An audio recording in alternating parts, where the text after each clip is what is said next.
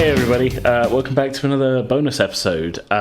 This is our second Q&A bonus episode. They seem to not really have much of a format. But today we are doing a kind of post-mortem / Q&A about our recently completed Call of Cthulhu storyline. So I'm joined by Eden. Hello. Amy. Hello. And Mark. Greetings, all. Weirdly formal at the end there. It's all good. How's everybody doing today? Good? Pretty good? All good. Yeah. Yeah. Yeah, raring for some questions and thinking back on playing Cthulhu. Yeah. Well, I think what we'll do, we'll start with the one question I've had, which seems to start every Q&A or thing that I do, which is Chimpions RPG asking how my exercises are going. Not relevant really to the conversation, so I figured we'd get it out of the way. I haven't been doing a lot. It's been too hot. I haven't been using my exercise bike. Tut. Yeah, I know, it's not good. That's just semi-regular update on how fat I'm getting. Okay, You have had the hottest summer on record. yeah, so it's there is that. That's the excuse I'm running with. It's like I might die, you know. I think that's At reasonable. least you're running. Well, Sorry, I saw an option. I saw a chance, so I took it. yeah. Okay. So yeah, most of our questions come from at Tayshal, who's been great before sending us in questions and didn't disappoint this time. Absolutely. Great supporter of the podcast, Tayshal. Yeah, shout out. I feel like we need to have like some kind. I need like a radio DJ soundboard that can set off like air horns and things like that. The classic. Oh, sorry. If we're doing that, then I've got to say Steve Boost. Yeah, Steve Boost. Yeah, No questions off Steve Boost this time, but Steve Boost is if we're going to giving out mention. shout outs, I guess it's tradition to give one to Steve Boost, even if you didn't even interact. Okay.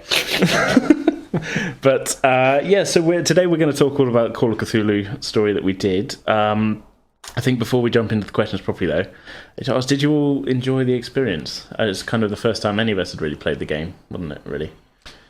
Yeah, it was pretty enjoyable, actually. It was the first time I've played Call of Cthulhu, and the differences between the way the game plays, like the mechanics in terms of the role-playing side, are fairly similar to 5th edition D&D, where you create your character, you sort your backstory out, you got your inventory, things like that. Yeah. But then when we actually got into doing the dice rolls and stuff, it was like very, very different. The play mechanics are different, I think. Yeah, playing actually doing your rolls, checking for you're doing your sanity checks and rolling for attacks and whether you spot something or not. Very, I don't want to say backwards compared to 5th edition. Reversed. Sort of, the reverse way of doing it. So lower scores are better than high scores. Yeah. A bit of getting used to. It did take a bit of getting used to, but it was a different type of game to play, and I've not actually played many different RPGs. And Call of Cthulhu is probably the one that stands out the most as being quite not obscure, but I really haven't experienced that kind of dice mechanic in anything else that I've tried. Yeah. So I had fun with it, and the story was good, and I think the way the dice went actually worked to create good drama in the story as well. On the dice side of things, I think it always felt like you're more likely to fail a check. Not you specifically, I mean just in general, people were more likely to fail checks than pass them. Yeah, it did feel like that. I think that's one of the ways it sort of tricks you out, because you'll initially do a roll and think, oh, that's a great score, but then you'll find out that actually that was too high to pass the check, and then you're suddenly going crazy. Not in terms of like, oh, you're not. I don't mean in terms of like, oh, you're trying to roll low rather than roll high. I just mean in general, it felt like a lot of the things you could try, unless you'd put a bunch of skill time into that skill, you're not going to do very well. As opposed to like, D&D, you can roll a natural 20 or whatever, or if you get high, seemed a bit more leeway to just be like, oh yeah, no, whatever, that's okay, that's an alright result.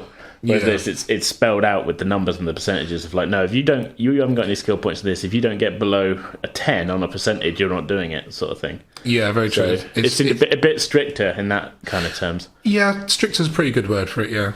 Yeah.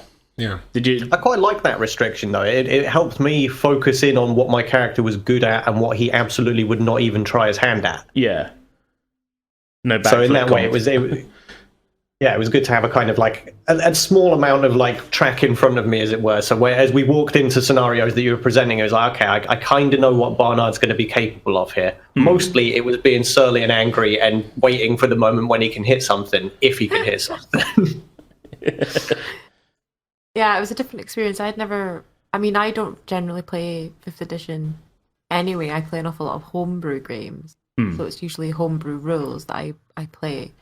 So for me, I've played 5th edition a few times now, but I'm like with Mark, where it was the almost the flip side of 5th edition rules, where everything was like, I've rolled really high. Wait, that means I failed. Yeah. That heart-sinking moment is you see 98, and it's like, oh, that means I did really bad. This is one of the worst. Yeah.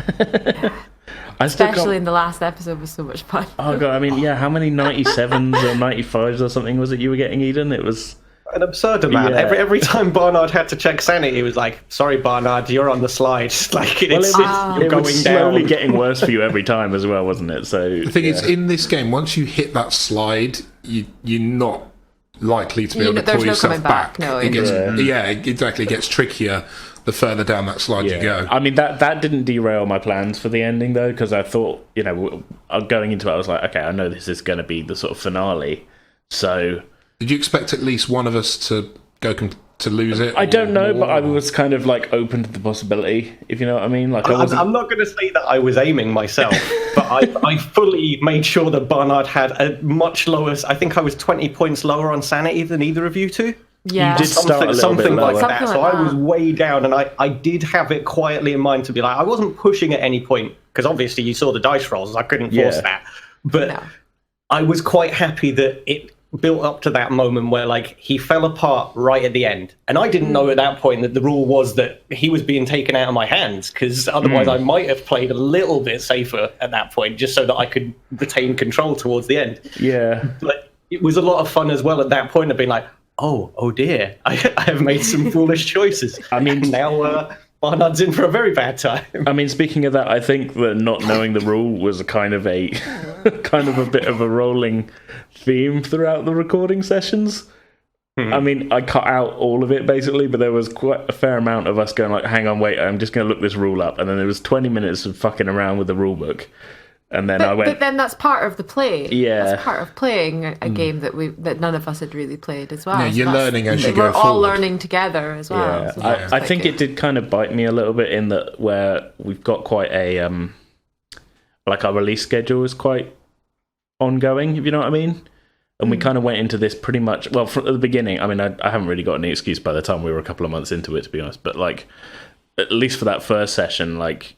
I think we kind of went into it when I was like right in the middle of like editing a bunch of D&D and stuff, and I don't think I was really fully prepared like on the rules side of things. Like I knew vaguely, how things went, but like I haven't bought a like a GM screen, so I didn't have like an easy reference or anything, and I don't think I fully had time to really sort of look through the rule book to my own sort of satisfaction kind of thing, so that it did end up being a lot of stuff that maybe I should have known, kind of like as a sort of, I'm meant to be running the game, I should know these things. You had no soak time for the knowledge to get it ingrained ready for the game. Stuff would come up and like I would have to be like, I don't know, which I guess I'm not particularly happy about that, really. Like that's my own fault, really. That's probably a good thing we wandered around town chatting for the first like 2 hours of play at least. Like I can deal with you guys talking to random, like sticking our noses in. Yeah, I can deal with like you guys talking to randos for like till the cows come home. That's fine. We don't, as long as we don't need to do anything like mechanics, like we did in the second to last episode. That massive detour. Like, well, that was not like random. Second to last recording session. Yeah. I thought it was going to be the last recording session. Nope. We're going to go the other direction. AJ, you should know this by now. The last recording session is never the last one. It's always another one. Yeah, I mean, well, to put it in like a little bit of like similar context, at the moment, I mean, this is going up. This will be going up while we're in the middle of the pirate stuff going up. We got 3 episodes of the pirate adventure that we've just done for D&D 5e. That was meant to be 1 session, and it turned into 3 sessions because that's just the way things go. So I don't know why. Like, well, time is relative, AJ. Yeah, no, it's all good. Don't get me wrong, but it's one of those things where like I've learned to stop planning like set length. Well, mainly based on Cthulhu. It's like try not to like unless I've got like a rigid sort of story structure in mind going in. Don't make any solid plans for length because you guys will fuck around. Yeah, as and soon as you hand it off to us, we're going to go left when you're definitely looking right. Yeah, I mean.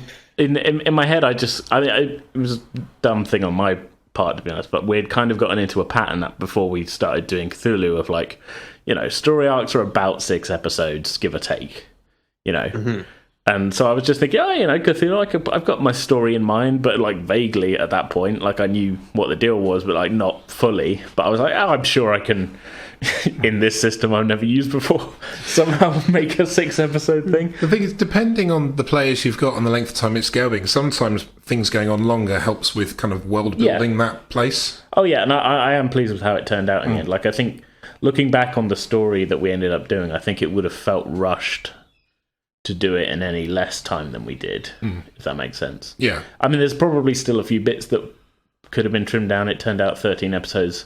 We probably, at a push, could have gotten it down to 10 or 11.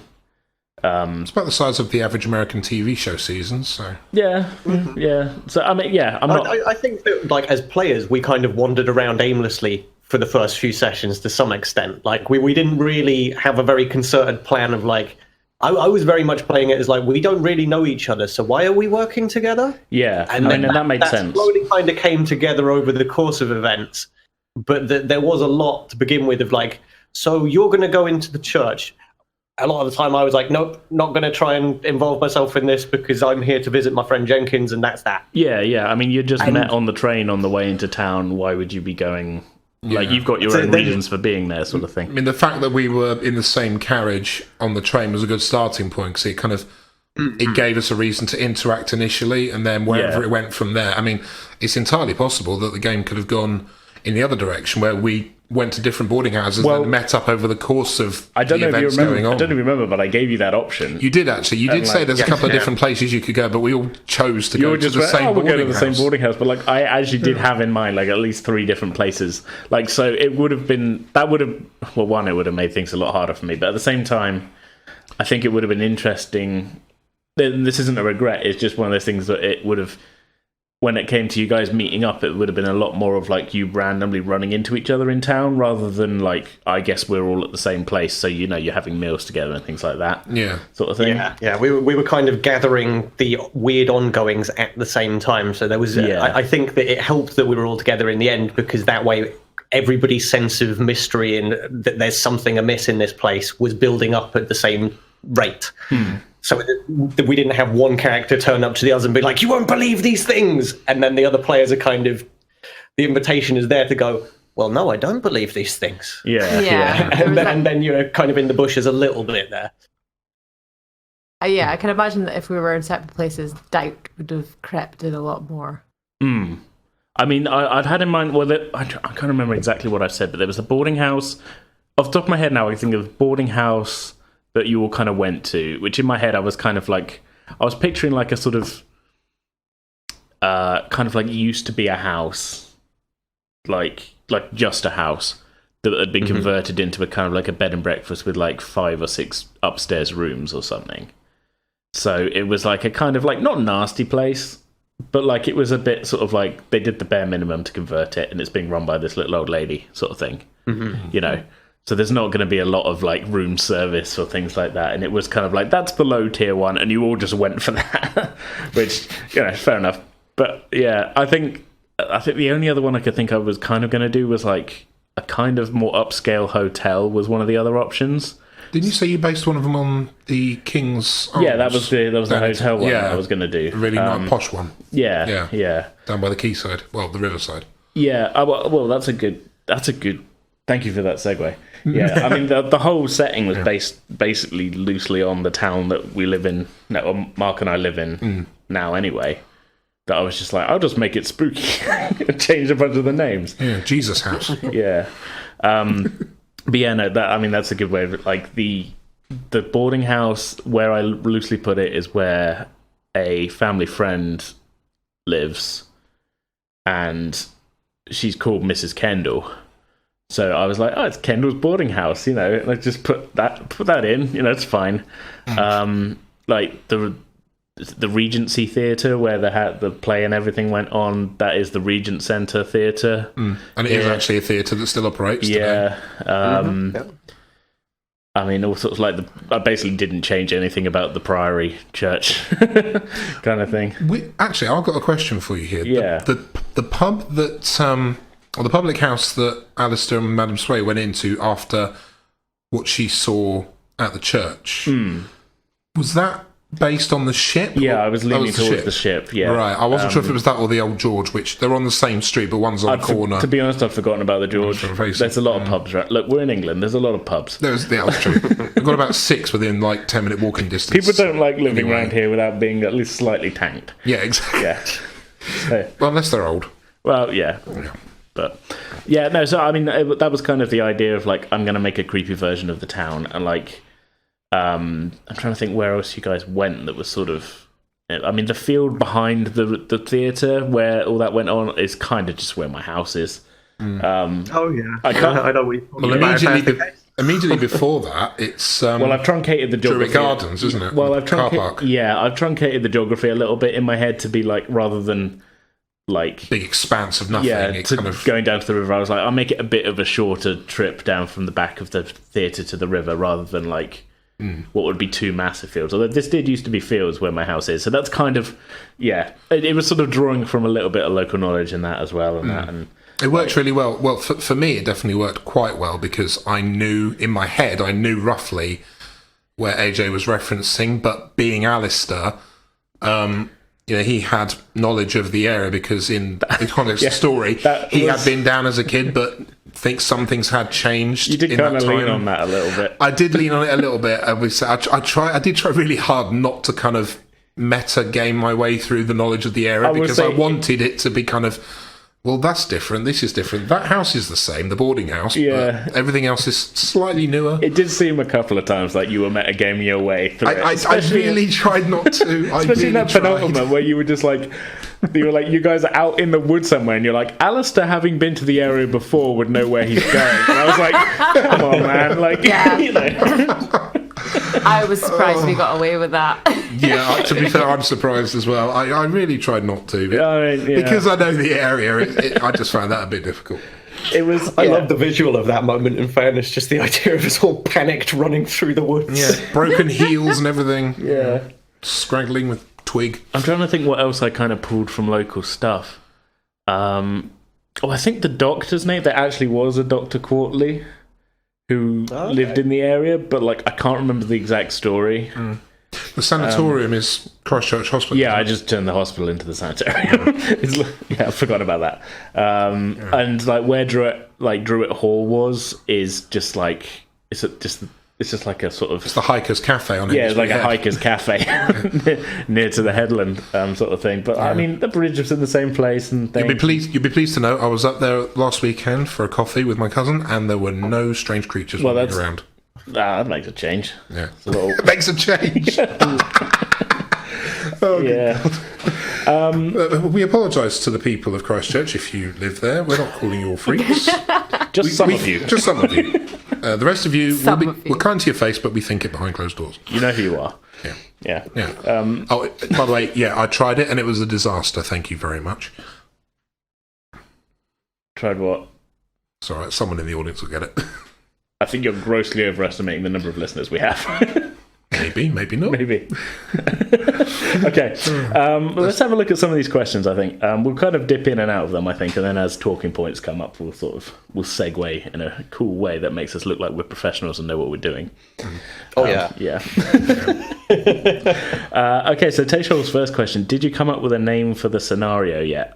I did, but I kind of kept it secret until after the last episode went up because it would have spoiled everything. I think I ended up calling it Family Ties, which is the same as the last episode. Scenarios are very... I wouldn't say that's a very accurate name. Series. Scenario implies that a lot of it was planned. adventure, maybe. I prefer. That's why I think call it a story arc rather than a module or whatever sort of thing, because we never really know what we're doing, and we're kind of leaning more into the sort of story side of things rather than the like, okay, here's this dungeon room, here's this dungeon room. You know what I mean?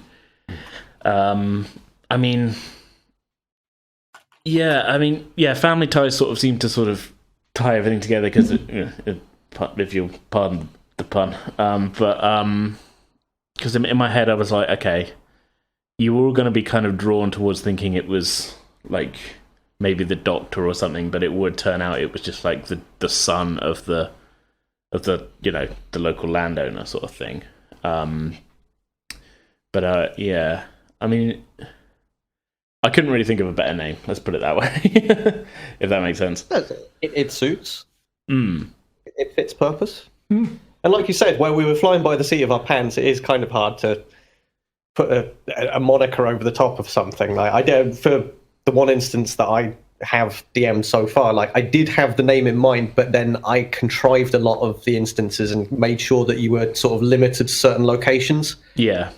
So it made sense. Like I could keep that overarching title for the thing, and have it known to some extent because, well, that was what it was. Yeah, I mean, all the other story arcs and things that we've done on the podcast, I've kind of had the name in mind going into it, and I've been able to like tweet it out as like, here's the first episode of our, storyline called this or whatever, and I've had like a promo image ready and that.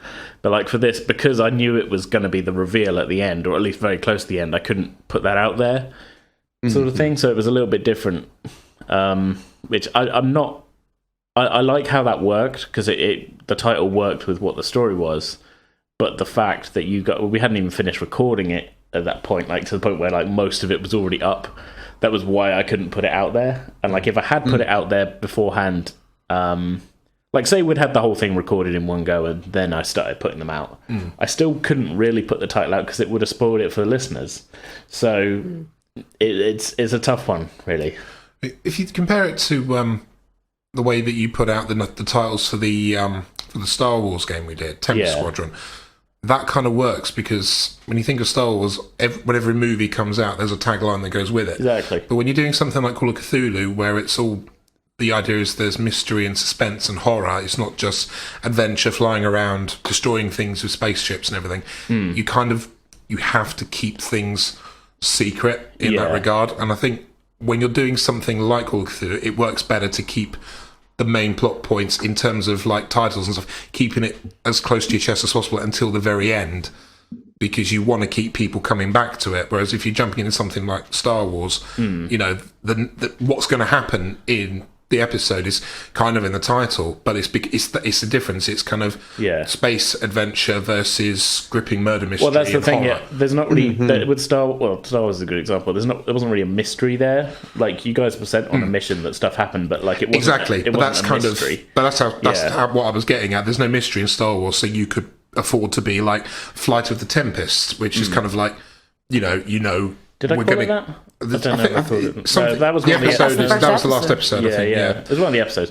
Yeah, but yeah, it's that kind of thing. You can afford to pepper it with ideas of where the story's going. Whereas with this one, with Call of Cthulhu, you had to be secretive, and that's how you keep people going, oh shit. Well, I think that worked with the type of game we were playing as well. It was like I was trying to keep the mysteries there and I think I don't know if that 100% worked in some places, especially I think maybe just because it was all our first time playing it. I wasn't. Full disclosure, I wasn't too confident about my pacing with it, especially coming straight to this from D&D, where like everything was moving. Everybody was like, okay, I've got a plot moving in my mind, all this. And I wasn't quite sure. It seemed the first recording session we did of this seemed to me that like the pacing was odd. It worked out in the edit and I think it worked with the story. But at that time, I think I still had in mind that this was going to be about a 6-episode storyline. So it felt like we hadn't done a lot, but with it being a 13-episode storyline, I think it kind of worked as the sort of slow burn. But I mean, we're all kind of finding our feet a little bit with the system at that point, weren't we? So absolutely, I'd agree with that. And especially for me, there was an element of I think we talked about it before, possibly off mic, but there's an element of with D&D, you know where you're at with the type of storytelling. That there's story arcs that we're all very familiar with because we know a lot about fantasy and what have you. Whereas 1930s Britain, plus Cthulhu mythos is a very specific thing by comparison. Where D&D is like, all right, I know all the ingredients and I can throw it all into the pot, and whatever I throw in, it all comes out looking okay. With this, it was more like, okay, if I take a really weird tonal misstep with my character, is somebody listening going to go, well, that's so completely inauthentic that I'm off now, like I'm not paying attention anymore. Not that we were aiming for like extreme authenticity or anything, but it was something that was definitely in my mind to begin with, and feeling a lot of trepidation of like, okay, do I want to say that my character wants to do this because is that the apt thing in the moment? And I think, I don't want to put words in anybody else's mouths, but I think we were all doing that a little bit to begin with, of sort of like, so do you think we should do this? No, I'm not sure. And then a bit of umming and ahhing before we finally just went, I guess we'll do this then. Yeah. Well, on the pacing thing as well, I think that we ended up with a lot of recapping going on as well. Yes, that was something I took a very specific point of, not like every time we met a new character, like I'm not going to repeat what we've just talked about. Yeah, that was my internalized thing. Like I'm going to regurgitate the pertinent information. Yeah, I mean, that's not to say it wasn't a bad thing. Like, it worked in certain circumstances because it was interesting to sort of see how, like, a thing would happen and then to see how the character would then tell other people about it, whether it changed in the telling sort of thing. But yeah, I think that was another thing that I think it just sort of threw me off a little bit, because we're used to in D&D that didn't happen at all. It was just like stuff would happen, and that might just been down to like your D&D characters not really wanting to talk to each other about stuff. But like, yeah. But we don't really plan much in character in that little scenario. But I'll just say it was a bit of a change of pace, let's say, and it's it was interesting. Okay, let's look at Tayshar's second question. Will there be further adventures of our protagonists? In brackets, alas, poor spoiler. Well, I think we can say at this point, I knew him well. Alas, poor Barnard. But I don't know. Maybe. What do you guys think? I'll be up for coming back. Yeah. I would be up for coming back. Yeah, it's going to take a level of contrivance, I think, to get Barnard back on the playing field, as it were. But I think Barnard might be an interesting side character for something in the future. Barnard and his caters. I've just got this vision of this surly, scarred, stinking man who howls at the moon every time it's out in the sky. It's like, what good is he to anybody at this point? That's true. We need to give you guys an opportunity to explore your newfound phobias and manias. Yeah. That train fear. Yeah. I love that was gold.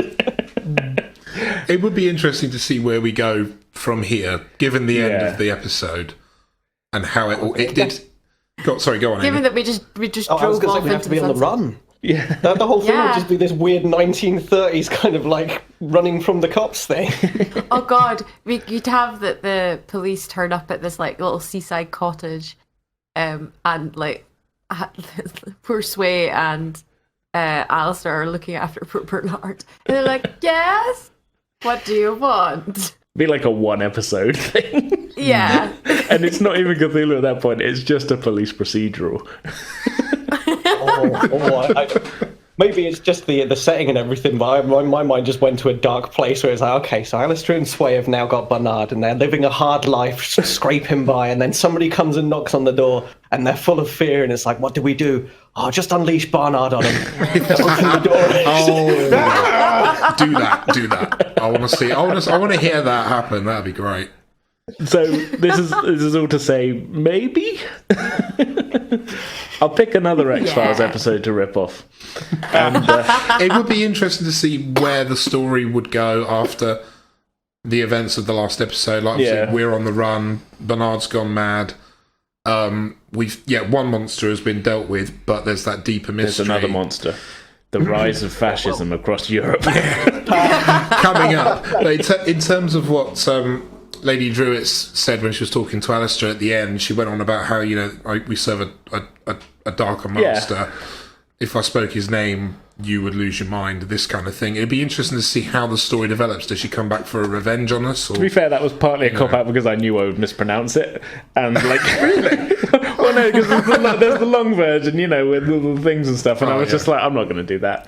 Like, fair enough. But no, I think, that's a joke, really, but Yeah, no, it'd be interesting to come back. Like, it did leave it very open. Yeah, I will say, I mean, that's a good point, actually, me saying which X-Files episode will I rip off next.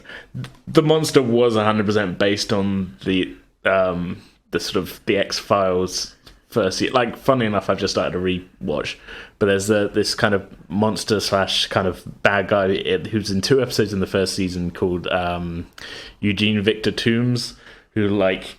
sustains squeeze. He can like squeeze himself out. I took that part Everybody out of it. remembers squeeze. But like he sustains himself by eating like 5 livers every 30 years and then hibernates. And I basically just took the liver eating part, but like I kind of thought like, well, maybe the monster in this is sort of that. I kind of started that as a point because I was just like, well, that guy's super creepy. So we're playing a creepy game. We'll just have that be the monster. And I was like, okay. Well, then I started tying it into like, you know, he's the offspring of Cthulhu worshippers. You know, something fucked up happened. But then I was like, well, wouldn't maybe the liver eating, that was not meant to happen. Maybe he does have a deficiency. That's why he has to eat livers. So, you know, he was just meant to be like a monster. But then something went wrong, and you know, he was born. You know, He was with a malfunctioning need. liver, and he has to sustain himself by Eating others and stuff. It was kind of weird and messed up and that, but that was kind of my thought process with that, was like, okay, let's pick a creepy villain and we'll just tweak him slightly to fit what we're doing, sort of thing. But yeah. Well, this next question is more of like a sort of mechanical one, really, which is, I mean, we already kind of said how much we didn't really look at the rules. Would you consider using the optional spend luck rules in future scenarios and encourage people to push their rolls too? We didn't do any roll pushing in this, which we've done once or twice, haven't we? In our current, we're doing things from the flood at the moment, which has got that. Until Tayshel sent me this question, this is how much I didn't read the Call of Cthulhu rulebook. Until Tayshel sent me this question, I didn't know that was a feature in Cthulhu as well. I did see luck on the character sheet, and I just didn't at any point feel like I wanted to re-roll anything, because I was kind of like, a lot of the time my rolls just went in the direction where I was like, I can run with that, that's fine. Yeah. That was Yeah, my I reaction. kind of felt the same. But I don't really want to re-roll my rolls. No. Yeah, I think part of the fun of it is that we kind of like, because we're not really playing to win isn't what I mean, but you know what I mean, like, we're playing more for the story side of it than the like dice rolling game side of it. I feel that we're not that bent out of shape on the podcast by failing rolls. It's like let's see what happens next sort of thing more than anything else. So I wouldn't rule it out. Like if we're playing again, I wouldn't. And somebody's like, can I spend a luck point and re-roll that? You know, I'm not gonna say no, but I feel like you say, we didn't really feel the need to, did we? It was just like, we failed. What's gonna happen? Rather than... and I've got absolute trust, like, I've played more than enough at this point with you as the GM, and I've got absolute trust that you're not going to immediately go, well, here's the biggest slap in the world for you not passing that. You want the story to go forward. We're all trying to push a narrative, so, yeah, you don't win every time. No, and I think it's sometimes more interesting to listen to. Well, here's a weird example that's slightly tied into the 1930s, but only tangentially. Like, the funniest and like what gives it some of its charm, the bits in like Raiders of the Lost Ark, is where you try and do something and it doesn't go right. Like, like where Indy falls from the statue in the pit of throws and land, like he doesn't mean to fall, but he lands right in front of the snake, and that's like that iconic moment of like, you know, there in. Why did it have to be snakes? Yeah, exactly, and like, there's nothing. There's nothing less interesting than like everything going right all the time, if you know what I mean. It's a bit like narrative. I do think that luck as a concept as well. In again, it's that juxtaposition against, like, we've got D&D world where it feels like luck as an intrinsic kind of ethereal property in the world has its place, whereas in the real world, rerolls don't feel like they make as much sense to me. Maybe it's just me, but it's one of those things where it's like, if my guy has aimed a gun, let's say, and pulled the trigger, where's the part in real world where the reroll can occur? Like in D&D, I can imagine there's like an extra plane of existence where maybe the gods are watching and they're going, oh no, I want to see, like Clash of the Titans or Jason and the Argonauts style. They're playing chess and they're like, oh, I want to see it go the other way. Let's do a reroll and see if maybe my guy can get through this. Whereas our universe, I just don't have that hanging over it, I guess. Yeah, I think it kind of depends how you frame it. I mean, it could be framed as like more of a retcon than a, I'd say as you say, the D&D side of it, of like maybe it being like a god favouring their person, going like, oh no, have another crack at that. It's still a retcon, but it's more like you can frame it as like, no, they've got they've got divine favour. Whereas I suppose in these more sort of real world ones, you could just frame it as like no, that didn't go that way. You know what I mean? Rather than like it didn't go that way because anyone interfered. It could just be like your character just happens to be lucky, so we'll give that another go. But it's. I'm just thinking in terms of like the example that I gave. One way of doing it that you might be able to, that might play out logically for like real world settings, would be like, okay, so you've pulled the gun and you've aimed and fired and you missed the first time. So let's re-roll it. You get it on the second time. So that bullet that you fired, it still went to the same place, but it ricocheted off 4 things and hit the location you were trying to get to. Yeah, that's one way of doing it. That would be, I don't know, that kind of suits my mind. Yeah. I mean, I think that would depend on each individual sort of scenario. Each role's got its own context, I suppose, really. Yeah. It would feel like in my head, it would feel like a reroll is like a quick time event in a video game, where if you don't hit the buttons in the right sequence at the right time, Lara's going to get swept over the waterfall and get impaled on a wooden tree trunk that's split in half. For the 5th time. Yeah, exactly. That first Tomb Raider reboot was fucking brutal. Man, I need to replay that. It was great. It was great, but my God, some of the deaths, even the early on ones, if you fell off a ledge or didn't get out in time, she was screwed right from the off. But that's what it kind of feels like in the games like here, when you want to re-roll to try and hit something. It feels like you've just managed to mash the B button enough times to get to the next animation. So you've kind of realised where the peril is, maybe, and you're just like, oh no, just give me one more go. Yeah, exactly. That's kind of how it feels. But we didn't do so much of that because we didn't do the spend luck thing. Well, the other one there, the push their rolls. I haven't read it in the Cthulhu book, but where we've been playing Things from the Flood, you can do a re-roll, but if you fail at that time, you also take another penalty on top. That I think, I'm going to assume it's something similar in Cthulhu. So we take more risks. So yeah, I mean, you might succeed with the reroll, but if you don't succeed on the reroll, you've not only failed, you also get a condition, sort of thing. So you suffer twice. An added. Yeah, that's the gamble of it. Sort of like, oh, you can have another go, but if this goes wrong, it's going to go wrong worse, sort of thing. I think for story, it's going to go wrong, and you're going to hurt for like 3 more rounds. Yeah. I think for story purposes, that probably work better in a situation where there's a lot of kind of action set pieces going on. But where we were doing the story side of things for this arc, the only main area of action that we had really, like in the last episode, was in the last episode with the firefight in trying to take down the monster. And I think if you're going to do that kind of pushing your rolls to try and win back, I think if your characters are gonna suffer that kind of extra penalty, it will work better in a situation where there's a bigger fight going on potentially. Yeah, maybe it would have worked if we'd done that in the last episode because we're coming to the end of the story. But I think you'd need a proper set piece to really have all the consequences and I think mean something that affects the rest of the story, because right at the end there's no guarantee it's going to mean anything if we all end up dying in there and that it just stops. I think really the only difference that might have made in the last episode was maybe Barnard didn't go insane.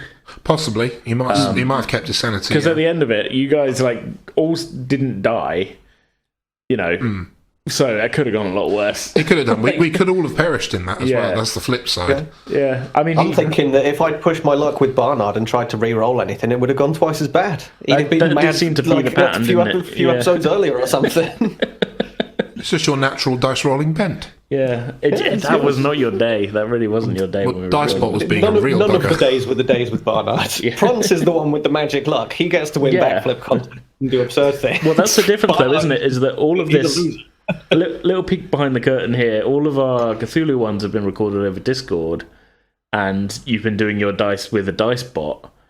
But when we've been playing D&D and you've been playing as Prance, you've been in the room rolling real dice. So maybe you got like luck in the wrists. I don't know. You know what I mean? Like, you know, no, not. You know what I mean? Like it's sort of. I'm not sure we do. I'm making no allusions to things off the wrist. Nobody knows what I mean. Apart from that one. No, you get what I mean. It's like a different. You're asking a computer to do it, and the luck isn't transferring. Whereas here, you're rolling them bones and. Got the juju. Yeah. Well, that's the thing, is when you're doing physical dice, you're rolling with intent to try and get something good, whereas a computer is cold logic. It'll just spit at any number it feels like. It doesn't know what you're going through in terms of the game context. So it has no like lean towards whether making you fail or succeed. Plus, I'm slightly doubting the actual randomness of the dice bot we used based on the number of 95s you were getting. Yes. But it did make me wonder, just there were a lot of 90s that last session in particular. All round. I wasn't the only one getting them. Yeah, but I mean, that's what's done is done. But like, that's why I prefer real dice. But I'll have to get my own set of dice over here, and then I can point a webcam at them if you doubt me at any point. That might be one way of doing it. You also get a more satisfying roll with a proper dice. You get the sound effect, whereas you just got key hit, enter. Oh, it's true. Like even in the edit, I prefer it when there's real dice hitting the table because you can hear it. Yeah. Because when you guys use the dice bot, you don't always say what's happened. It's just like, and especially when I'm editing it, I sometimes just goes like me going, "I'll make this kind of roll," and then me go, "Okay, yeah, that passes," and there's no sound in between. Yeah. Because I don't get like a dun or anything on this side. It's just a number coming off my screen, and sometimes the players don't say anything, so I have to be like, "And you passed." But it does sound like I've fixed it in the edit, which is a little frustrating. Can you set the notification sound on that window to be a dice roll sound bite? Because then that could kind of... Yeah, it's a lot of extra effort, really, isn't it? Well... Yeah. What I could do is actually just roll my own dice on the table anytime anybody's rolling. That's actually not a bad idea. Yeah. Maybe. Then you get the real atmosphere of it. We'll see. Okay, so next question. When the reveal happened, I'm assuming by this I mean the reveal of the monster, was that what the players thought was going on, or did they think it was something else? I mean, Mark, you were the first one to like actually run into the monsters. That's what I was going to turn to you. Oh, that's true. Yeah. I at that point when Alistair went out of the theatre looking for the guy that was playing Caliban. Yeah, that's it. Went out into the side alley of the theatre to find him. In my head, I thought he's going to mutate in front of Alistair for a minute because initially I thought. So you thought he was the culprit? I thought he was the culprit. Okay. Kind of stupidly, because knowing the way that you run these games, nothing is ever true what it seems. But I was kind of naive enough to think. Nothing can be true if there's no plan going in. Yeah. Well, I wondered if you were going to pull a kind of a bait and switch and sort of like actually, yeah. It turns out he was the culprit the whole time. Yeah. And when we got to the point where he kind of, you said he was bleeding out, I thought, well, hang on, that doesn't make sense. Right.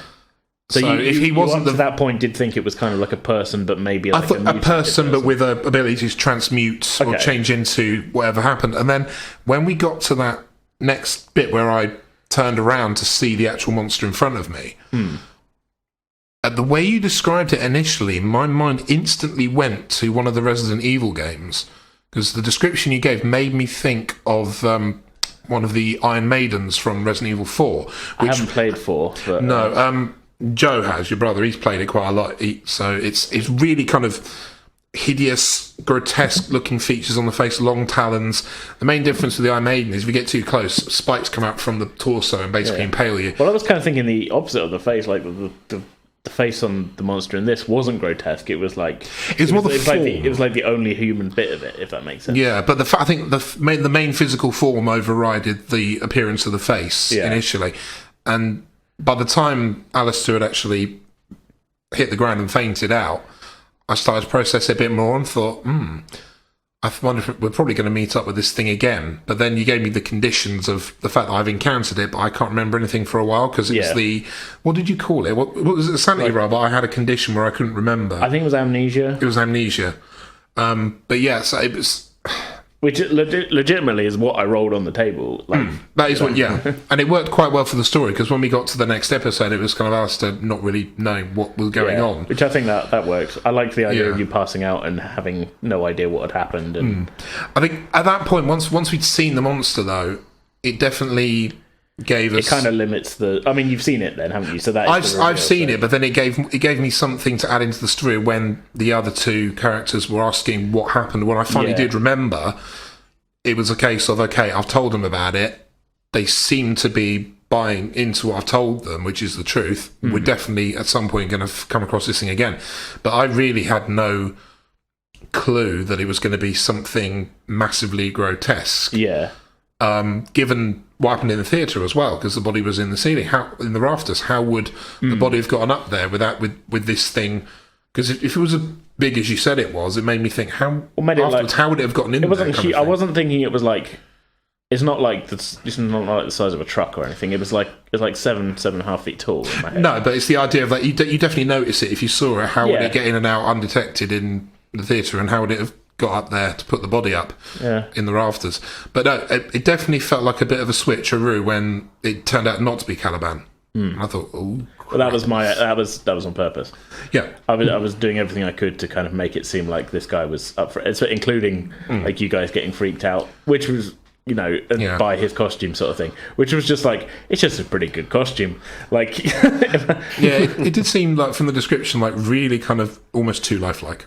Yeah, well, I was just kind of I don't know if I got it across. I was kind of having it be like that, maybe in the backs of your heads, like having seen a couple of like the wounds already, like on the verger that had been killed. Like it was just like preying on your mind, and maybe your unconscious was thinking like, wow, those claws look like they could have done it, as opposed to looking at it going, that's him, he did it. It was just kind of putting you on edge, if that makes sense. Yeah, definitely that, and then the build up to going to look for him after the body fell, and the whole theatre went crazy. Well, that was kind of on purpose, like I say, so it was sort of... But like I say, what I mean is the build up definitely worked, and for me, it was a surprise when it turned out not to be Caliban, and there was this other thing there in front of me, because I was honestly expecting him to turn into something in front of me.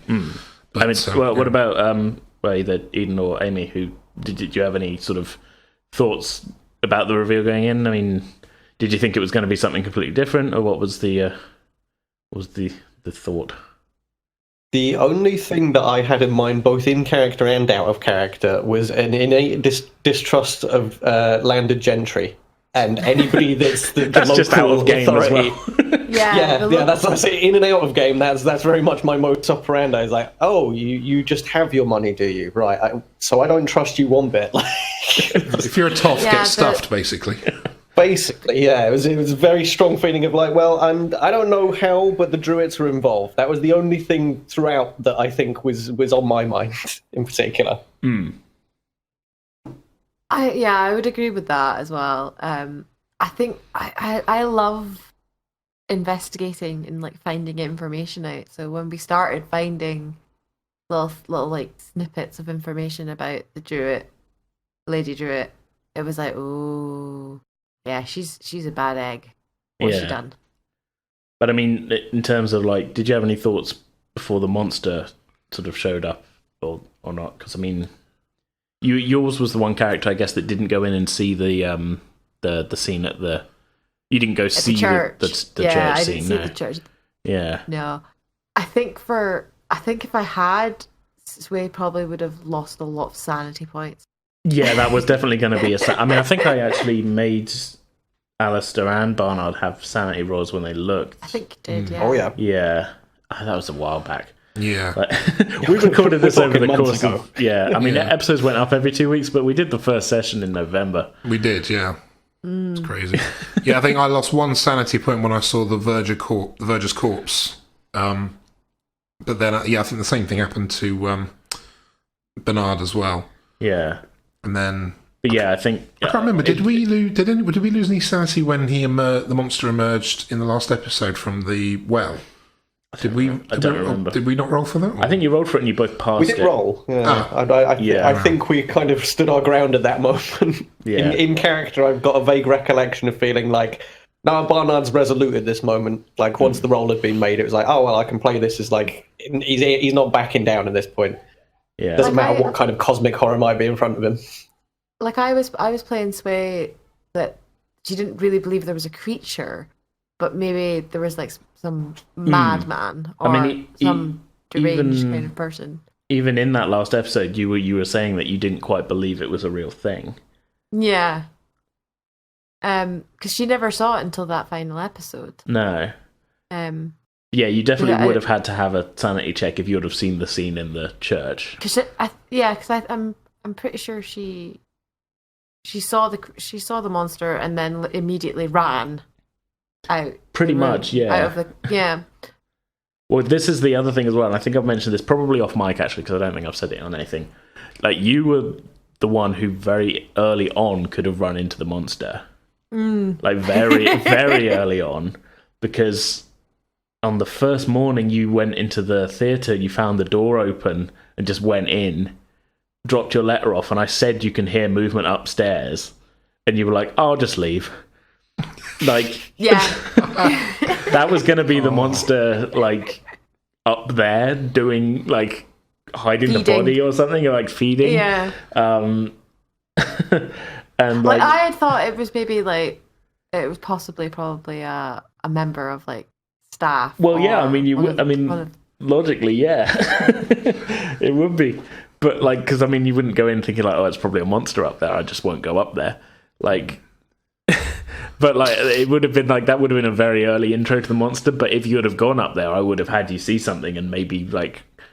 Freak out. Yeah, I don't know. Well, that would be dependent on what you do and, like, what you roll on a sanity check or whatever, but you would have seen something you couldn't explain and looked pretty crazy. But this was, like, a little bit of a running thing with Madame Sway, where I had, like, she just randomly avoid stuff. Yeah, I had, a scene or something in mind, like, not, like... I wasn't, like, pinning my hopes on, like, okay, this is definitely going to happen.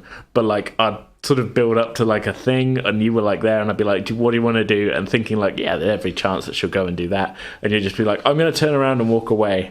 And I'd be like, oh, okay. Yeah. Is it entirely possible that the reason Madame Sway was always walking away is because Amy's played enough role-playing games, with AJ included, to know when he's trying to lead someone into a deliberate trap? This was kind of the first one I DM'd with you in, though, wasn't it? Yeah, it was the first one you DM'd with. But if she's played with you in other things, she'd probably, well, I sense a trap. Well, yeah, but I'm not the DM, though. I think it's more. I think it's more because I'm so used to Nikolai. Yeah. And me and Nikolai have played for 10+ years at least. And the madness that he has put us through. Makes you distrusting. It makes me distrust DMs in general, and I'm like, right. So I always, in the back of my mind, I'm always like thinking about the worst case scenario. I mean, sometimes I do try not to do it with my characters. I will say, it's not in their character. With me, not everything is going to be a trap. Like, so, like sometimes stuff's just there for flavor. But in that case, yes, that was a monster. But yeah, you avoided that super well. I don't want to see the monster. It's a trap. Yeah. It's a trap. Well, let's lead on into this next question. What were your favourite things that happened in the campaign? Well, let's start with you, Amy, as we're going on that. I kind of liked the whole getting together of the trio, to be fair. Just like the meeting up every once in a while. Yeah. Yeah, and the whole, like, just banter. Sway just trying to make sure Bernard's okay. Make sure Bernard doesn't attack anybody. Yeah, make sure Bernard doesn't attack anyone. Being a surly bastard to everybody. Gosh, I'm trying to think. I really enjoyed when we were all at the theatre together and we had the whole body fall into the crowd and stuff. Oh, yeah. That was really good. I really enjoyed that whole episode. You all kind of went definitely into... agree with that. I think everything pulled into sharp focus after that had happened. That everybody's impetus was very much like, well, here's a current event that happened right in front of us. We're all directly involved, so there's no walking away from this one. Yeah. I think I'll agree with you on that one. The whole bit from the theatre, like arriving for the performance, the body falling, leading up to the following day after Alistair's encounter, and he gets to sort of tell the others what happened, and then sort of from there leading up to going to the police and just straight out lying to them and being so confident with it as well. And I thought that was actually probably my favourite part of the entire story was that long sequence, which was about 4 episodes. It was about 2.5, I think, in total. Well, there was because there was the theatre. The body dropped. Yeah, that happened in the same one that you went in the theatre, I think. That was at the end of that episode. Yeah, then the police turned up. Then the whole episode after that was the investigation. And so 3 episodes. Yeah, okay, fair enough, yeah. Sort of thing. I think that was probably my favourite bit because it, like Eden said, it brought everything into focus and we started to actually bring in a pace of, everything is starting to happen in a sequence that we can now follow towards the conclusion. But I do also have to mention I did enjoy the Verger sequence, Madame Sway, right the way up to us meeting up outside the church. That first initial investigation bit I thought was quite good. Yeah, it was just sort of like a little side thing, really, wasn't it? It was, but it set up the mystery quite well, and I did enjoy being the one going into the room and looking at the body and doing all the kind of introspective comments like, good grief, what would do that to a man? Yeah. That kind of stuff.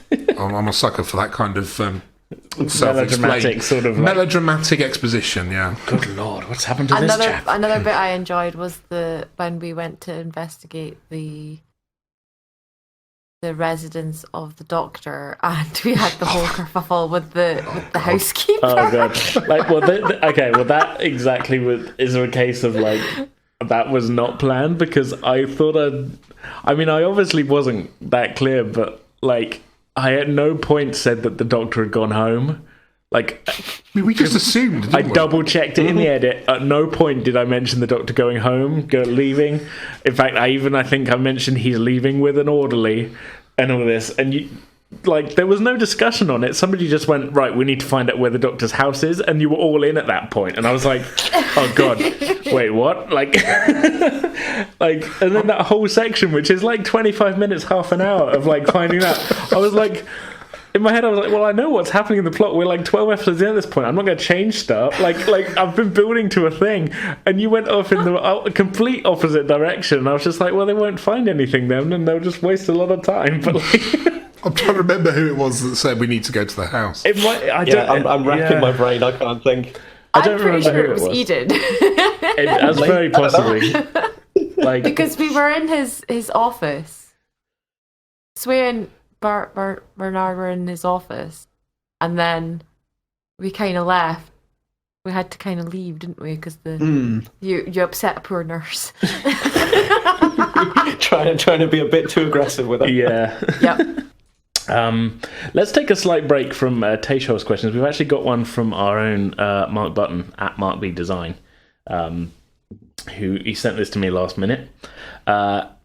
How about, did the period setting help or hinder your character choices? Because it's not like your characters could just whip out your iPhones and Google for help with stuff. Well, the funny thing there is, if we'd done the modern setting that's included in the Cthulhu player handbook, we could have done. Yeah, theory. That was an option. Yeah. I think the 1930s setting was a good challenge because, again, it's something like the Eden name you brought up earlier. When you're doing stuff in a fantasy world, you've got the standard equipment with you. If you're doing like D&D, you've got your sword, your shield, your axe, you've got your magic spells. Yeah. When you're doing something that's grounded in a real life locale, you've got to deal with real life things. So you would only ever have maybe a pistol, or you would only ever have just the clothes on your back. And depending on your character archetype, like Alistair, for example, was a archaeologist. He had a trowel on hand, always in his pocket. Yeah.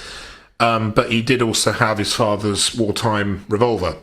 which he kept on him. I did like you all went to the theatre with guns. It was just that might be one of my most favourite points. Going back to the previous. Hey, when shit's going down, we prep. Well, you didn't know something. You were just like, we'll just have it was literally framed as, well, we'll go to the theatre and try to forget all this, but you all took guns with you. Anyway. Protection. Yeah, exactly. Yeah, not the kind most people think of. Paranoid enough. That was my justification, at least internally. Exactly. Well, yours was probably the coolest weapon of all. But I think having the real world setting and being in that time period meant we had to focus more on sort of manual investigation and just actually using our character's ability to go and speak to people, to visit locations, to do the actual task at hand. If we were playing this with a digital edge to it, I think it would have taken something out of the mystery and the story arc. It's a different game. I mean, we definitely could have done a mystery then. It just would have been a case of maybe you don't have to break into like a records room to find stuff. Maybe you could like just find it on look them up WikiLeaks. online or something. Yeah, you just go on WikiLeaks and find it there. Yeah. I think that would have been, for me personally, that would have ended up being a little bit too easy, I think, in terms of a gameplay mechanic and the way the story was going. So I really thought of the 1930s. I think I just would have had to find different ways of obscuring the mystery, really. But yeah, you're right. It's sort of it fit what you were trying to tell, and yeah, definitely the map that we used internally to know the locations that AJ was talking about. The one I never finished. The one you never fully finished. Yeah, I'm saying it.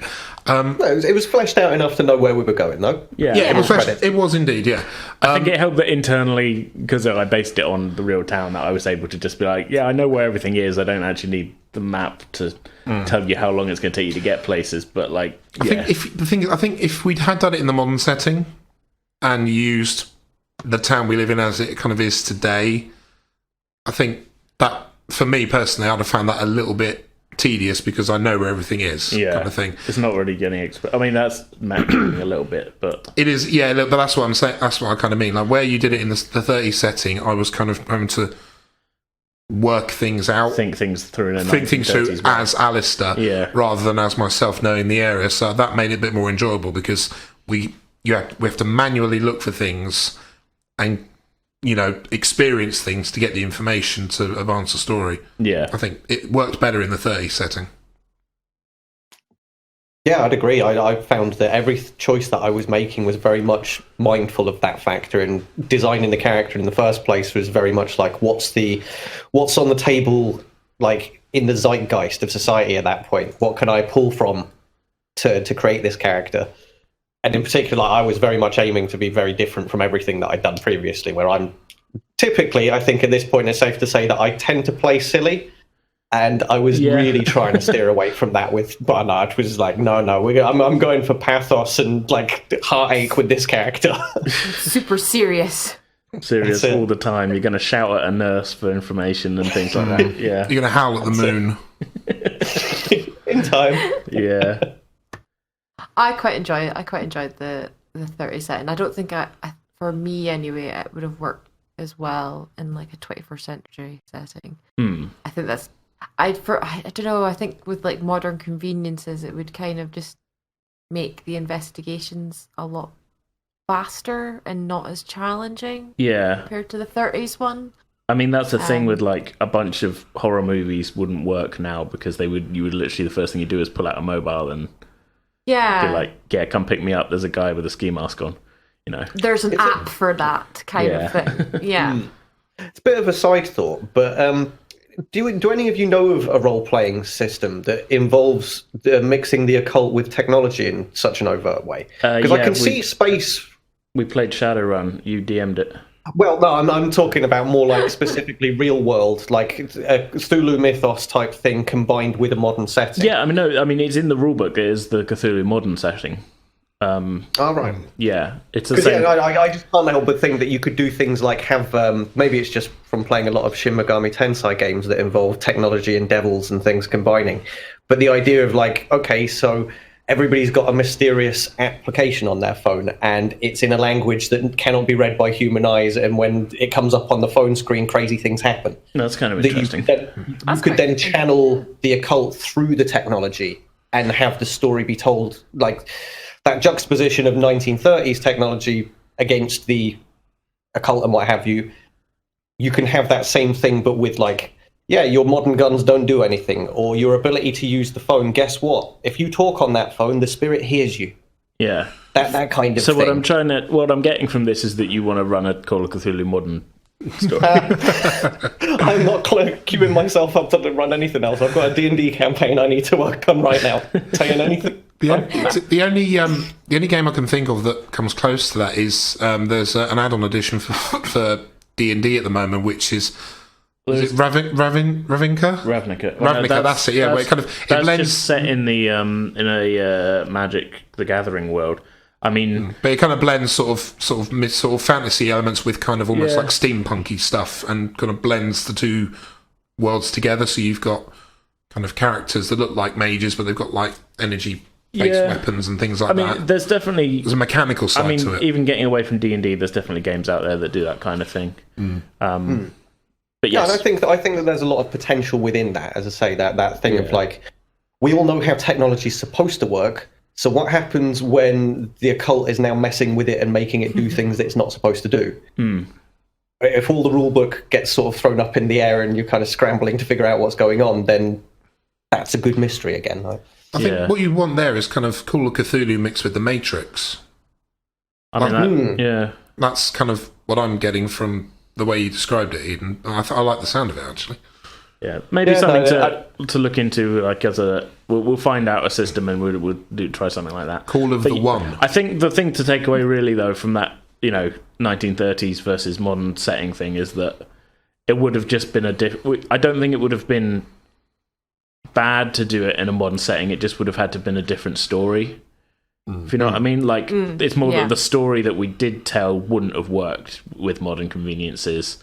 But that's not to say we couldn't have done a version of it that was adjusted for it. If you know what I mean? Like I very much was like running it with the thought in mind of like, well, I don't have to worry about anybody pulling out a mobile phone and Googling something, or like I don't have to worry about there being CCTV everywhere or anything like that. That you've got me thinking. What would the modern equivalent of our characters be? I can't help but imagine Barnard with Gulf War syndrome or something. Yeah, well, Madame Swaby, like entertainer, I guess. She was meant to be. So I'd probably be like some mediocre pop star that's fell out of favor. YouTube pundit, maybe. Yeah, like a YouTube vlogger. Oh God, like a vlogger. Yeah, I'd probably be Alistair would probably be part of Time Team. Oh God, no! Was it Mick who talked with a West Country accent like that? Oh, that's the one that was immediately in my mind. Was that guy? I've worked with him. Yeah, really? Yes, he's an arsehole. Can that go on the podcast? No. Do I have to edit that out? No, you could leave it on. It's fine. Yeah, I just won't tell the story. I just won't tell the story. Yeah, just tell us the story off air. But I think Alistair. So Alistair, I think would be the kind of like he doesn't use smartphones. He's born 30 years too late. Yeah, maybe that kind. Maybe what I mean. Or he lived rural and only uses technology for basic things. Possibly, yeah, something like that. I've got family members like that. Yeah, I think one final note from me anyway on the kind of the setting for it. I think Call of Cthulhu, if you're going for the historic setting, sort of 1920s, 1930s, it definitely works well from an atmosphere perspective, because the main thing that happened in real life at that point was, of course, the Great Depression. Post-war, country was, most countries that were involved in the war were struggling with finances, struggling to rebuild. Mood was generally quite low for all the populace in Europe and in America as well. So I think it definitely adds something to the story. It adds to the bleakness, and with the modern setting, a lot of the bleakness is just channeled through Facebook and the papers. It's still kind of like that. There's just more K-pop these days. There's more K-pop and there's definitely more UKIP as well. Nicely done. K-pop, UKIP. Yeah, exactly. Yeah. Right. So segue. Let's thank you. Tayshel's next question. Did you get any angry messages saying that's not how you play Cthulhu? No, the opposite actually. We had not a bunch, but we had a couple of people being like, "I'm really, really enjoying the story." In fact, Squid, who plays on Plummet with me and Amy, he actually messaged me to say that this got him into playing Cthulhu. So Oh, yeah. that's good. That's cool.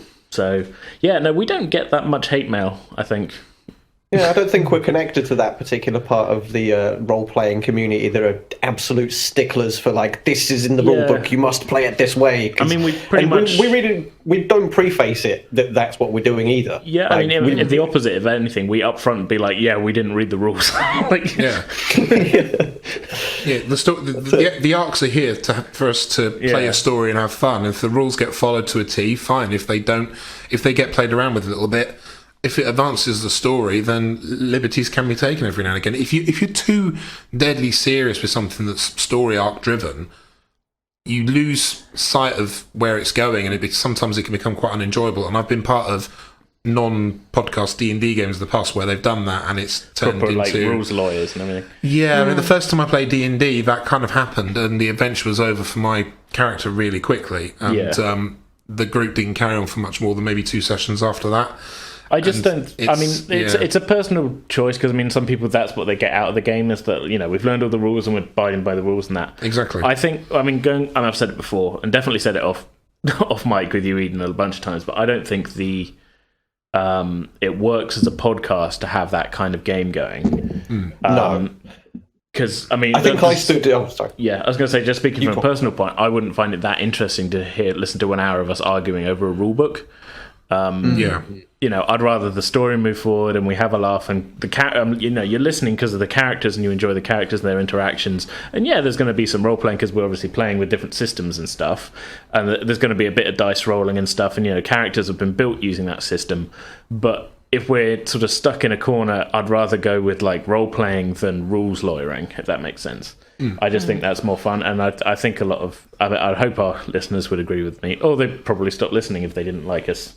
You know, if people didn't like it, they wouldn't listen to it. But yeah, from my experience on the Star Wars one, it definitely works better to follow the rules close enough to get through the encounters, but not so strictly that we end up stopping the story for the sake of, you know, somebody failing so badly that they're incarcerated for the rest of the game or anything like that. No, we're going to do that for other reasons. Yeah, well, yeah, it's fair enough. But yeah, it's more fun when we're going to do that because it's funny, not because it's badly. It's true. Well, can you imagine if the first Star Wars session that we did upstairs was recorded? Oh, good lord, that would. Less said about that, the better. But it's definitely more enjoyable when you're telling a story to follow the rules loosely without too much in the way of I mean, what's the word I'm looking for? Reprimand afterwards for what you have or haven't done, because you're going to lose listeners, and you're going to lose focus of the story. I mean, as I said, it's a personal thing. You know, we're not here to tell people that their own games can't be like that if that's what they enjoy. No, indeed. But that's just not what we do here. Yeah, you're here to get us through stories that you've crafted. That's the point. I think the closest that we've come to doing that. You are crafting the stories. It doesn't matter how many things you've ripped off. All I can ever think is that bit of it's more like that bit from The Wrong Trousers with Gromit on the front of the train slapping down the track and at high speed. Yeah, that's a bit more closer to the crafting, how the crafting is going on, to be honest. But actually, interestingly, was that the first ever kind of variation on the whole "make it rain" thing? Is that making it rain? Well, you know, make it rain is where you're doing that with money and you're kind of swafting it in front of you. But he was kind of going to putting the track down. Slapping it down. He's slapping it down. Yeah. Okay, make it rail then. Good lord. Look, you're not in character now. You don't have to be obsessed with trains anymore. Mate, that's me in real life. That's me in real life. Deal with it. But yeah, no. Okay, let's circle back then. So yeah, no, we didn't get any angry messages. I mean, if anybody wants to send us an angry message, feel free. I will print it out and put it on the wall. I'll certainly have a laugh. I'll have an argument if you want to have an argument. I quite like having an argument from time to time. Yeah, at Monkey Magic Eden, send him all your hate. Yeah. Oh, it'll be great fun. I love dealing with trolls on Twitter. Genuinely. Actually do genuinely like doing it. Like, I love putting people in place. Oh, it's great. Okay, so... I've seen you do it. Oh, it's such fun. Tayshel's last couple of questions aren't really... Well, the first one's going to date this recording very quickly. The second one isn't really Cthulhu-based, but his first one, will you be considering including 30 to 50 wild hogs in any future stories? I somehow missed this. I saw the reaction to this. What was it? Was it footage of wild hogs in the wilderness? It was right It was after, about gun control. Yeah, it was right after one of those shootings in America where people were saying, now's the time, ban assault weaponry. And this guy chimed in on some random post to say something along the lines of like, how else am I supposed to deal with the 30 to 50 feral hogs that come into my backyard within 3 to 5 minutes of my children going out there playing? And immediately he was like, I can't help but think, a meme. Yeah, every day on Twitter somebody is the main character. And that guy was the main character on Twitter that day. And fair enough. Some of the memes were hilarious. Yeah. If that guy's listening to this by any chance, move house! Where do you live? There's a chance of 30 to 50 wild hogs just arriving within minutes. I mean, exactly. But they're all just on the outskirts of the perimeter of the house, just waiting for that moment when the door opens. Stop inviting them into your garden, you div. But anyway, so children are out. That's what that was. I mean, it's already like, okay, we had a day and a half of like everybody tweeting about 30 to 50. It was feral hogs. Tayshaw has put wild hogs. I made a wild hogs joke based on the movie and this, which was my contribution to everybody tweeting too much about this dude. But yeah, I don't think I'm going to include 30 to 50 wild hogs in the future story because I'm already like bored of the meme. To be honest, I've now got the image of 30 to 50 Tim Allens running over again. What's Scooby-Doo? Scooby-Doo is slightly different. Scooby-Doo. Yeah. Enjoy listeners. Yeah, enjoy. Enjoy your ear damage. Okay, so final question, which neatly rounds out this Q&A, starting with a non-related question. Scones or scones, depending on whether you're wrong or not. Who's wrong? This is interesting because we've got a mix of accents in this conversation. Scones is correct. What's a scone now? Scone. No. It's a scone when you're eating it. It's a scone when you've eaten it. Oh. No. See, I'm from Yorkshire, and scone to me is like the posh way of saying it. It's scone. And as a kid, scone. Yeah, scone is how you say it. It's a scone. How do the Scottish pronounce it? Is it scone? It's okay. There's the place Scoon. Okay. That's how we play. That's how we say Scoon, as in the place. When it's scone. Scone. Where I'm from. Okay. Yeah, it's scone. The place is spelt the same, I assume. No, Scoon has got an E in it at the end, I think. Well, like a scone. So does scone. Or a scone. Scone. Yeah, you're talking. I'm dyslexic as well. Fair enough. Yeah. I shouldn't. Fair enough. I'll just check. I'm pretty sure. Scone. Well, the actual question though is scones, cream or jam first? Cream. That's the butter to put the jam on. You don't put the jam on your toast before the butter, do you? See, I don't like cream, so I just put jam on them. I'm a weirdo that can eat a dry scone. Yeah. But that's just me. Yeah, I'll eat one with nothing on it. Yeah, I could eat a dry scone. Yeah. I put butter on it mostly. I don't often have jam or a double cream or anything like that. But then I don't often eat scones. So. Yeah, it's I true. can't say I'm not the biggest fan of scones, to be fair. Yeah. If we're having afternoon tea, then that's usually the main feature of that. It's a scone. And I have had afternoon tea in the past. Yes, I can be poncy when I want. But yeah, no, I always think if you're using something as like a butter replacement, you put that first. So cream then jam, which I think is the Devon way of doing it.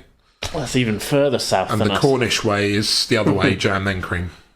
See, we used to go to Cornwall on holiday, so that's where I've gotten the jam thing from, probably. Yeah, fair enough. Either way, though, I'm not a big cream fan. So can't stand that band. Sunshine really Over Love's a good track, though. Ginger Baker's a prick. I went to Prince immediately instead of the band. Most pretentious drummer of all time, sorry. Anyway, yeah, that was, yeah. I could eat a dry... Yeah, if the scone's got, like raisins in it, or no, you know what I mean. I'll eat that dry. Yeah. What a weird way to end this Q&A. Well, it's actually, considering where the game was set, it was actually a very British question. Yeah, it kind of worked. Yeah, it sort of worked. Okay. Top question asking. Anybody got any other thoughts they want to share about Cthulhu before we wrap this up? I think, when it came to the character creation, when we started planning this out, I think of the games, the role-playing games that I've done in D&D stylings, I think Call of Cthulhu is the most fun one I've done because the actual creation and the bio was actually quite involved. Whereas with like 5th edition D&D, you got your basic bio, but then the majority of it is just filling out the class you are, therefore what weapon you have and all that kind of thing. But with Call of Cthulhu, it really kind of delves into your character's psychological past and their kind of state of mind when the game's beginning. Because Alistair had, I don't think we actually ended up using it in the game. It was one of his key memories, which I think in the context of the game, if you fail a certain sanity check and you get a certain roll, you end up fixating on that event and you don't realise that it's in the past. You think it's happening right then and there.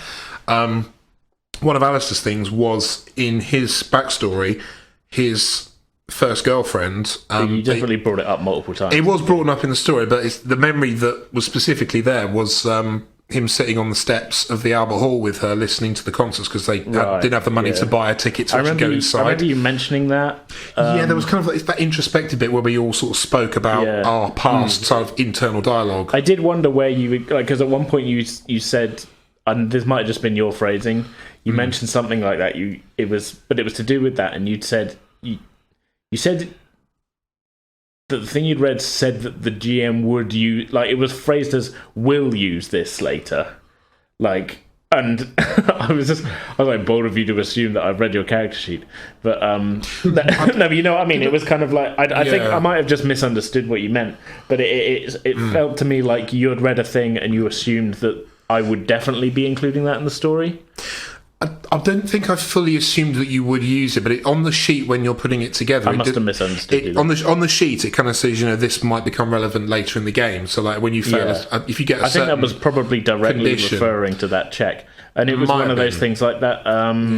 There is one where you kind of a memory of yours becomes like present day to you, and you kind of go around in a daze not realising that other people. Yeah, I mean, if you'd have gotten that effect, then it would have gotten involved. Yeah, but going back to my initial point, I think I enjoy the character creation on Call of Cthulhu because it does make you, when you're initially starting a character, thinking about where your character's been, where in theory they're going, and what their position is. And because it's very real life, it takes a lot more to think about. Whereas with fantasy stuff, you just think, I'm an elf, I'm a barbarian, I'm a halfling. The typical fantasy tropes come into it, but the Call of Cthulhu character builder makes you think, and I enjoy coming up with backstory for my characters, and that's probably the most detailed one I've done. You might enjoy the Star Trek Adventures system because that goes through. I've looked into that. I'd love to try that one day. That goes through when you build your character. You're sort of, it's almost in stages. You kind of figure out you start off like most of these, like are you human? Are you a Vulcan? Are you whatever? But then you it's in stages, so it's sort of like, okay, what kind of family life did you have growing up? Where did you come from? What were you interested in? And then at a certain point, you're like, right, this stage, you're going to Starfleet Academy. So now you pick your specializations. So you sort of go through it building like a kind of life path sort of thing. I enjoy that kind of character building. Yeah, it might be worth you looking into that. I would like to give that a go, but Call of Cthulhu so far has been the more enjoyable one that I've done. Yeah. Made me think quite a bit. That's cool. Amy, any extra thoughts? Well, I've got a quick question for you, just on that basis, because Mark was just pointing out something that was on his character sheet that was touched upon but wasn't massively played upon. Was there anything on your character sheet that was there that for you was in your mind but never really came to be a thing? See, I had the idea. Actually, I had the idea that Sway had been involved with like the criminal underground, and that was why she'd kind of left. But that's kind of why she wasn't really wanted to be involved with the police and things. Yeah, had, like, a little story and stuff. We never got to that point of figuring out, like, because Sway did seem quite au fait with being clandestine and like a bit shady in a way that I felt was like, I don't know how to, like, what's your past? And yeah, it never came up. So yeah, I was kind of putting it down though as well, because she's a performer and she's travelled between different theatres as well. They'd have their own kind of little like dealings with, like getting, like if they needed to get like a certain amount of like fabric or something, and they were having trouble sourcing it, they'd probably like. Few dodgy dealings and that. Black market sort of stuff. Yeah, like black market kind of things, and like they'd maybe have like seats in the theater that were for like the mob bosses or something. Yeah. I didn't really flesh it out too much because I was like, I don't want to make this too complicated, and then. You definitely did play it from my perspective as like you had something about your past that you were trying to definitely get away from, but. Because the way the story went, and as we advanced it, we didn't really get much opportunity to kind of delve into your past. I mean, Alistair and Bernard definitely spoke about their experiences through the war years and what they went through, and different sides of it. But I think your character definitely had the most kind of mystery left by the end of the story. So if we ever did come back with it, I think that would be a good place to kind of start with, you know, finding out more about Madame Sway leading into a future story. Madame Sway's the reason why Bernard's not been locked up yet. Call of Cthulhu 2. What was Madame Sway's deal? Actually, there you go. If we come back to it, what if they managed to keep the car going all the way up to Scotland, went to the West Highlands to hide out, and then, lo and behold, there's another Cthulhu cult. Yeah, they're all over the place. Yeah, exactly. Yeah. Well, now that your eyes are open to that kind of mystery, maybe you're going to start seeing that kind of thing around the world. This kind of thing that once you've gotten the hint of this is out there, you're probably going to be looking around every corner and thinking twice about what's going on. Well, actually, you know, Eden, have you got anything to add other than that question? We pretty much covered it. On the angle of things on the character sheet that weren't quite played upon, the trench knife that was built into my cane never really came out and never became a thing, but it was something that was on my mind for the entire game, and I never quite found a moment or reason. There were points where I completely forgot that Barnard was supposed to have a cane in his hand, I'll be honest. Yeah. And I kind of wish that I'd had that moment, but by the time the combat really escalated right at the end, it was insane time and everything was out of my hands. So it was like, what will be at that point. I've got this image in my head now, you said that, of Bernard walking out of a building in the town on the cane, and suddenly his limp just goes. A bit like Usual Suspects. At the end of Usual Suspects, yeah. When Spacey walks out of the police station and loses his limp. I've got that kind of image now. Scary Movie as well. Yeah, well, that's what they're ripping it from, yeah. But I've got that image in my head now. Bernard just removing the scarf, and he's actually fucking Henry Cavill underneath. And, he rubs on his neck a bit, and all the makeup that he'd applied comes off. Yeah, exactly. I've got that image now. I'm actually perfectly fit as a fiddle right now. Yeah. This isn't even my accent. Yeah. Bonjour. I do a very bad American accent in Superman movies. Well, not anymore, he's left. But there we are. Again, that was my last thought, really. Cool. Okay. Well, thanks for tuning in. Thanks to those of you who sent in questions. Mark at Tayshel and other Mark from Champions. We'll be back next week with part 3, the concluding chapter of our D&D pirate adventure. Anybody got anything to plug? Any stuff? No? Got a single coming out next Friday, but... Oh, yeah, no, plug it. Yeah, I'm actually part of a 2-man music project called Broken Source, and our first single, Anubis, is releasing next Friday on all the major digital music platforms, including Spotify, Amazon Music, Deezer, and iTunes. That'll be tomorrow when this goes out. Oh, cool. So, check that out. Nice, yeah. Give it a go. If you like your metal and your industrial new metal stuff, then give it a go. Mm. Awesome. As for me, my Twitter tag's already been given, but Monkey Magic Eden is where you can find me. I'm writing game reviews, being a miserly, surly bastard sometimes, talking about looking for work and trying not to be too depressed. But mostly it's the game reviews that'll be of interest to other people. So if you're at all into video games, then have a look at those. Yeah, plus if you want to argue with anybody about the way we run things, get in touch with Eden. It's the customer service department. Contrive an argument if you like. I'm ready. I'm at MegThePict on Twitter. I'm also a co-star on Penance RPG, where I play Frankie. And that's really all I have to plug. Yeah, check it out, everybody. How do I normally end these? I'll see you next time. See you next time, yeah. Be seeing you. Bye. Yeah, as usual, you can find us on Twitter and Facebook at Pretend with Dice. So yeah, leave us a rating and review on iTunes, I think I sometimes say. Or is it Apple Podcasts now? I don't know. Either way. Yeah, wherever you get it, click the 5-star thing. Yeah. Simple as that. Please leave a review. We haven't had a review since October. Like and subscribe. So, yeah. And the force will be with you. Smash that Always. like button. Let's end now before we run out of weird things to say. Let's not turn into YouTube pundits quickly. But I'm going to stop recording now.